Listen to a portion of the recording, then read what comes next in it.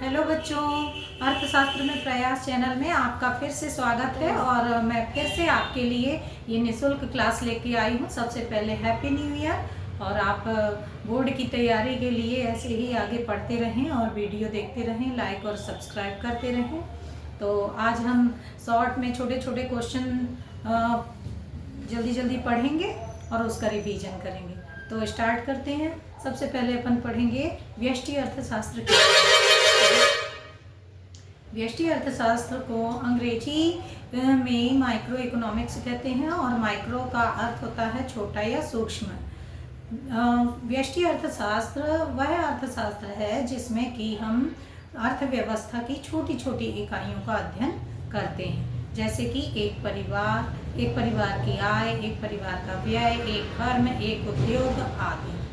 समष्टि अर्थशास्त्र क्या है? तो समष्टि अर्थशास्त्र को हम अंग्रेजी में मैक्रो इकोनॉमिक्स कहते हैं और मैक्रो का अर्थ होता है बड़ा या व्यापक। समष्टि अर्थशास्त्र वह अर्थशास्त्र है जिसमें कि हम अर्थव्यवस्था की समग्र इकाइयों का अध्ययन करते हैं, तो उसे हम समष्टि अर्थशास्त्र कहते हैं। और इसकी जैसे हम कह सकते हैं कि देश की राष्ट्रीय आय, देश का कुल व्यय, कुल रोजगार, कुल आय, ये आदि, ये सब किसके उदाहरण हैं? समष्टि अर्थशास्त्र के। अब अगर हम आगे बात करें मुद्रा की, तो मुद्रा क्या है? या पहले हम मांग की बात करते हैं। तो मांग क्या है? मांग किसी वस्तु की ऐसी मात्रा है जो उपभोक्ता के द्वारा एक निश्चित समय और निश्चित कीमत पर मांगी जाती है। मांग कहलाने के लिए कौन कौन से आवश्यक तत्व या मांग के कौन से आवश्यक घटक हैं? तो मांग के आवश्यक तत्व 5 हैं: इच्छा, फिर साधन, खर्च करने की तत्परता, निश्चित समय और निश्चित कीमत। मांग के क्या प्रकार हैं? तो मांग के 2 प्रकार होते हैं: व्यक्तिगत मांग और बाजार मांग। व्यक्तिगत मांग क्या कहलाती है? जब हम यानी किसी एक उपभोक्ता के द्वारा विभिन्न कीमतों पर मांगी जाने वाली मात्राओं का अध्ययन करते हैं, तो वो व्यक्तिगत मांग के अंतर्गत आता है। और जब हम एक से अधिक उपभोक्ताओं के द्वारा विभिन्न कीमतों पर मांगी जाने वाली मात्राओं को दर्शाते हैं, तो वो कहलाएगा हमारा क्या? बाजार मांग। अब मांग तालिका क्या कहलाती है? तो मांग तालिका वह तालिका है जिसमें कि हम उपभोक्ताओं के द्वारा खरीदी जाने वाली विभिन्न कीमतों पर खरीदी जाने वाली वस्तुओं की मात्राओं को दर्शाते हैं, तो वो मांग तालिका कहलाता है। अब मांग तालिका के 2 टाइप्स होते हैं, 2 प्रकार होते हैं। एक होता है व्यक्तिगत मांग तालिका और दूसरा होता है बाजार मांग तालिका। ऐसी तालिका जिसमें कि हम किसी एक उपभोक्ता के द्वारा एक निश्चित समय में विभिन्न कीमतों पर खरीदी जाने वाली मात्राओं को या मांगी जाने वाली मात्राओं को दर्शाते हैं, तो वो है हमारा व्यक्तिगत मांग तालिका कहलाता है। बाजार मांग तालिका क्या कहलाता है बच्चों? बाजार मांग तालिका में अब हमें ये ध्यान रखना है कि इसमें क्या होंगे? एक से अधिक उपभोक्ता होंगे। तो जब बाजार मांग तालिका वह मांग तालिका है जिसमें कि हम एक से अधिक उपभोक्ताओं के द्वारा एक निश्चित समय में विभिन्न कीमतों पर खरीदी जाने वाली या मांगी जाने वाली मात्राओं को दर्शाते हैं, तो वो क्या कहलाएगा हमारा? वो हमारा कहलाएगा बाजार मांग तालिका। अब आता है मांग वक्र क्या कहलाता है? तो जब हम मांग वक्र क्या कहलाएगा? जब हम मांग तालिका को रेखा चित्र के रूप में प्रदर्शित करते हैं, तो वह हमारा क्या कहलाएगा? मांग वक्र कहलाएगा।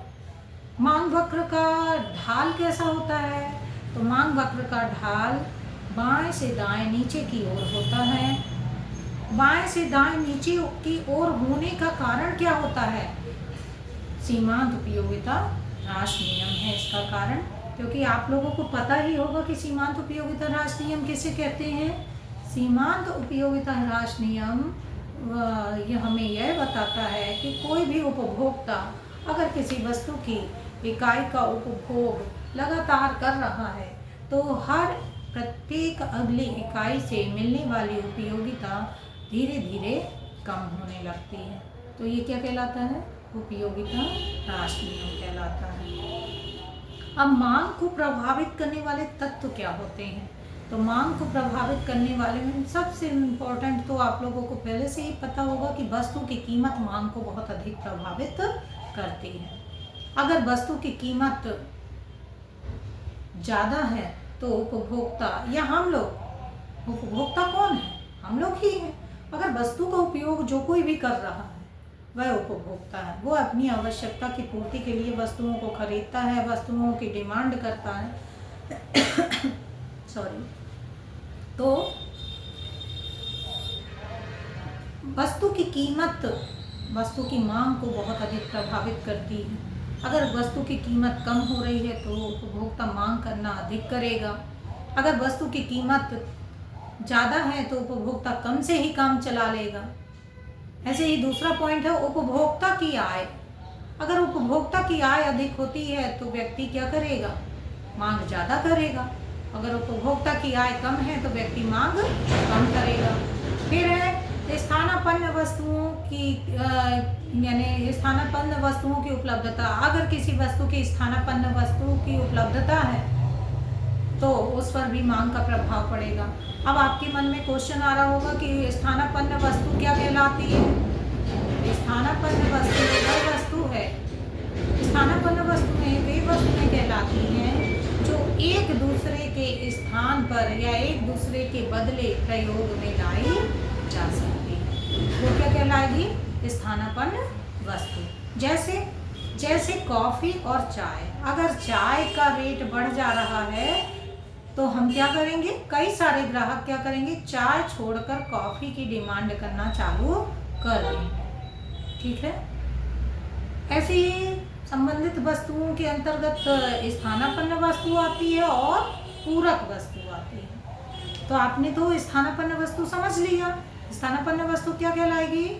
एक वस्तु के बदले या एक वस्तु के स्थान पर जब हम दूसरी वस्तु का प्रयोग कर सकते हैं वो ये वस्तुएं क्या कहलाएंगी? स्थानापन्न वस्तुएं कहलाएंगी। अब दूसरा कारण क्या है? दूसरा है पूरक वस्तुएं क्या कहलाती हैं? पूरक वस्तुएं वे वस्तुएं हैं जो एक दूसरे के बिना प्रयोग नहीं की जा सकती। अगर एक वस्तु है और दूसरी वस्तु नहीं है तो हम उसका प्रयोग नहीं कर सकते। तो वो क्या कहलाएगी? हमारी पूरक वस्तुएं। पूरक वस्तुएं जैसे कि कार और पेट्रोल या डीजल, है ना। अब हमारे पास कार है लेकिन पेट्रोल नहीं है तो क्या हम उसका प्रयोग कर सकते हैं? कार चला सकते हैं? नहीं चला सकते। हमारे पास पेन है लेकिन उसकी इंक नहीं है तो क्या हम लिख सकते हैं? नहीं लिख सकते। क्यों? क्योंकि ये दोनों एक दूसरे के क्या हैं? पूरक हैं। तो आप लोगों को समझ में आ ही गया होगा कि स्थानापन्न वस्तुएं और पूरक वस्तुएं क्या कहलाती हैं, और इसका आप उदाहरण खुद भी सोच कर देख सकते हैं, है ना। अब ऐसे ही हमने अब मांग को प्रभावित करने वाले आपने 3 तत्व तो पढ़ ही लिए, है ना। अब इसके अलावा हमने जैसे पढ़ा है कि आर्थिक क्रियाएं और अनार्थिक क्रियाएं क्या कहलाती हैं। तो आर्थिक क्रियाएं क्या कहलाएंगी? आर्थिक क्रियाएं वे क्रियाएं कहलाती हैं जो व्यक्ति धन कमाने के उद्देश्य से करता है, और अनार्थिक क्रियाएं वे क्रियाएं कहलाती हैं जिनका उद्देश्य धन कमाना ना होकर देश प्रेम, स्नेह आदि, सेवा भाव आदि के कारण वे क्रियाएं की जाती हैं। अब आर्थिक क्रियाओं से मनुष्य की आवश्यकताओं की पूर्ति होती है, जबकि अनार्थिक क्रियाओं से मनुष्य की इच्छाओं और भावनाओं की पूर्ति होती है।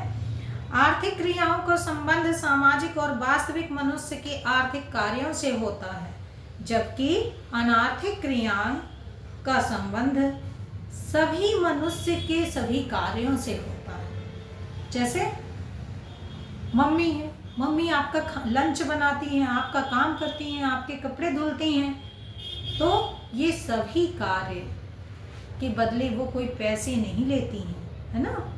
तो अनार्थिक क्रियाएं मनुष्य के सभी कार्यों से संबंध होता है, जबकि आर्थिक क्रियाओं का संबंध मनुष्य के यानी वास्तविक मनुष्य के सिर्फ आर्थिक कार्यों से होता है।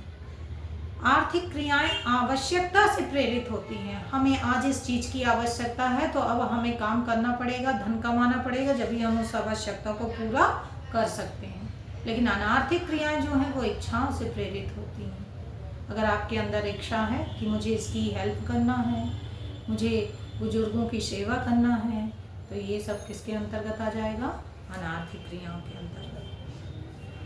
आर्थिक क्रियाओं का क्षेत्र सीमित होता है और जबकि अनार्थिक क्रियाओं का क्षेत्र व्यापक होता है। आर्थिक क्रियाएं देश के विकास में सहायक होती हैं और अनार्थिक क्रियाएं सामाजिक कल्याण में सहायक होती हैं।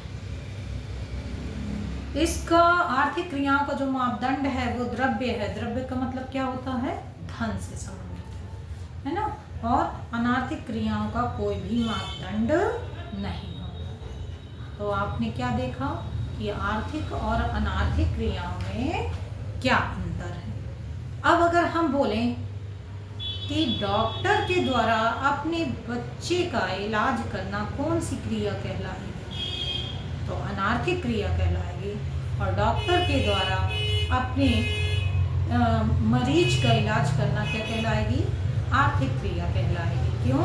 क्योंकि वो उसके बदले फीस लेता है। जैसे एक शिक्षक के द्वारा अपने घर में अपने बच्चे को पढ़ाना अनार्थिक क्रिया कहलाएगी और एक शिक्षक के द्वारा स्कूल में या कोचिंग में पढ़ाना आर्थिक क्रिया कहलाएगी। अब हम आगे देखेंगे वास्तविक अर्थशास्त्र एवं आदर्श अर्थशास्त्र में अंतर। वास्तविक अर्थशास्त्र क्या है? तो इसका संबंध क्या से है? यानी जो वास्तविक स्थिति हमें दिखाई दे रही है ना। तो वास्तविक अर्थशास्त्र का संबंध क्या है और यानी हम उसको कैसे हल कर सकते हैं इससे। और आदर्श अर्थशास्त्र का मतलब होता है क्या होना चाहिए। यानी अभी ऐसी समस्या है लेकिन आगे क्या होना चाहिए, कैसी स्थिति होनी चाहिए, इसका अध्ययन हम समाधान किसी भी समस्या का किस ढंग से होना चाहिए, तो इसका अध्ययन हम किस में करते हैं? आदर्श अर्थशास्त्र में करते हैं। तो वास्तविक अर्थशास्त्र क्या है? जिसमें हम पढ़ते हैं या अध्ययन करते हैं कि क्या है। जैसे हम किसी अर्थव्यवस्था में देखें कि क्या समस्या है ना। अब अगर हम देख रहे हैं कि उस समस्या का समाधान क्या होना चाहिए या हल क्या होना चाहिए, तो ये किसके अंतर्गत आ जाएगा? वास्तविक अर्थशास्त्र के अंतर्गत आ जाएगा। वास्तविक अर्थशास्त्र का ध्येय आर्थिक क्रिया का वास्तविक वर्णन करना होता है। आर्थिक क्रिया का हम क्या करते हैं? जो वास्तविकता में है उसका वर्णन करते हैं। और जबकि आदर्श अर्थशास्त्र में हम आदर्शों का ध्यान रखते हैं या आदर्शों का वर्णन करते हैं। जैसे हम उदाहरण दे सकते हैं कि भारत की अर्थव्यवस्था में मूल स्तर निरंतर बढ़ रहा है। अब हमने ये बात की कि क्या स्थिति है, तो क्या किसके अंतर्गत पढ़ेंगे? आदर्श अर्थशास्त्र के अंतर्गत। तो भारत की अर्थव्यवस्था में मूल स्तर निरंतर बढ़ रहा है, तो ये किसका उदाहरण कहलाएगा? आदर्श वास्तविक अर्थशास्त्र का। अगर अब हम बोले कि भारत को बढ़ती हुई कीमतों के स्तर को रोकने के लिए क्या कदम उठाने चाहिए या कदम क्या होने चाहिए, ये कदम होने चाहिए, तो वो कहलाएगा हमारा क्या? वास्तविक अर्थशास्त्र। तो आपको समझ में आ रहा बच्चों सभी को? यह मूल्य निर्णय का फैसला नहीं करता, यह उद्देश्य की पूर्ति के लिए तटस्थ रहता है। जबकि आदर्श अर्थशास्त्र मूल निर्णय संबंधी फैसला करता है। और जो वास्तविक अर्थशास्त्र है वह सुझावों पर नहीं सदैव तथ्यों पर आधारित होता है, जबकि जो हमारा आदर्श अर्थशास्त्र है वह व्यक्तिगत मत पर आधारित होता है और सुझावों पर आधारित होता है। तो आज के लिए इतना ही बच्चों। आगे भी आप ऐसे ही वीडियो को देखते रहें और सपोर्ट करते रहें। Thank you.